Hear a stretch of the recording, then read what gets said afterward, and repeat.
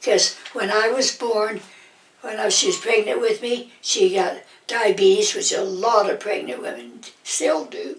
But when the baby's born, that's over. It wasn't for my mother.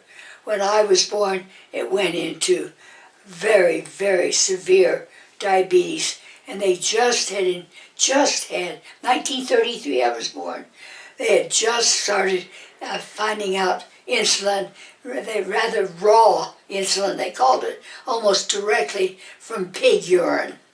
And she took that all her life, and she... How did they give it to her? Oh, by needles, and the needles were so big. And if Dad was out farming, I had sometimes, and I wasn't very old, would have to punch that horrible needle into her belly for insulin. I don't know how she survived. Her mother died, her father had died, who had been in the Civil War, for the Union, of course, because we were very much abolitionists. Her mother died when she was 13. Her father had died when she was about 4. And so the story was she did everything possible to stay alive a little longer. And she died when I was 15. When she was 13, she went to live with her mother's brother, who was a medical doctor in Peabody, Kansas. He later became the youngest president of the state medical association. What was his name? It was Kansas. And he was always called Doc. And Mother said, nobody, no little 13-year-old should go and live with a bachelor when they're 13 years old. What is his name? Oliver. What was his last? Oliver Förster. My mother's name, the First, F-U-R-S-T, German, with his signature under the U. It was Förster, but later they changed it plain First. And a lot of farmers in Kansas were Germans, and they spoke only German. Supposedly they traveled a long ways to see Doc Oliver Förster. And, he married a gal from California, and back in those days, a big trip would be, people didn't have that many cars, no roads. They would get on a train and go clear to California. That was a big vacation, but it was doable. You got on the train at one of the little local train stations, and even when I went to college, I went with 2 suitcases on a train from Hutchinson to Parkville to Kansas, to Missouri. Presbyterian College, to go to college. I went by train. Tell me more about the insulin from your mother. So would she buy it at a pharmacy, or how did she get that insulin? I don't know. I suppose doctors had some of it. I do know that twice, at least twice, she flew to Houston, Texas, from Hutchinson to get insulin.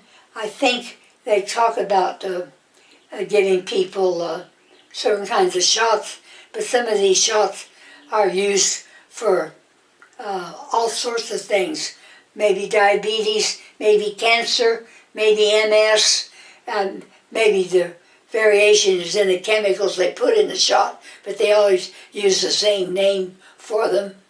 I can't think right now the name for giving people shots for things that were pretty well deadly diseases. How often would she take shots? I don't know. I know we had 2 huge hospitals in Hutchinson, because people came from all around to them. One was a city hospital, probably pretty much owned by doctors rather than taxpayers, my guess is. The other one was a large Roman Catholic hospital, and it was closer, and I know I was born there. I think they had a place across the street from the hospital where the nuns lived. They all had the headpiece and the dress. My mother said she liked going there because they thought it was great that she had so many children. But she said there was one who was really a terrible sadist, and he was really cruel in the way she gave shots and things. But she just mentioned that a couple times. Did she ever get sick from the insulin? Like, I know that sometimes now you can take too much insulin and you, like, pass out. Oh, it's very, very iffy. Also, we weighed all the vegetables and fruits. Sweet peas were really, truly too sweet. Oranges, and to this day, they seem to know a lot. And then Doc. What are you talking about? What do you mean you weighed the oranges? Couldn't eat them if you're diabetic. Okay, so she couldn't eat oranges. Weighed all your fruits and vegetables and mouth loud, but didn't even bother with sweet peas and oranges, fruits and vegetables that were known to have a lot of carbs or a lot of sugar. You didn't even touch those. Okay, so she... And then it turned out Doc got diabetes. Who's Doc? Her uncle? Who she lived with. Uh-huh. And he, when my mother, he did not believe in girls going to college. So only she went to the college for teachers. And didn't believe in, she begged to go to college. She went through high school early. She did it in less years in valedictorian. I guess my mother was very intelligent. He went out west. He was 62 when he died. Out in, he was buried where the movie stars are buried. Forest Hill, I think they call it. I'm not sure. His wife had come from there. And he was a deacon of the Presbyterian Church. He lived till he was 62, worked till the day he died. Okay. He died of diabetes. So what else did they have your mother do to treat her diabetes? She had to weigh her foods and stay away from sugar foods? Pill they said you took for malaria, I believe. Remember, I'm just a little girl, so I don't remember all this. Okay, so she took... accurately.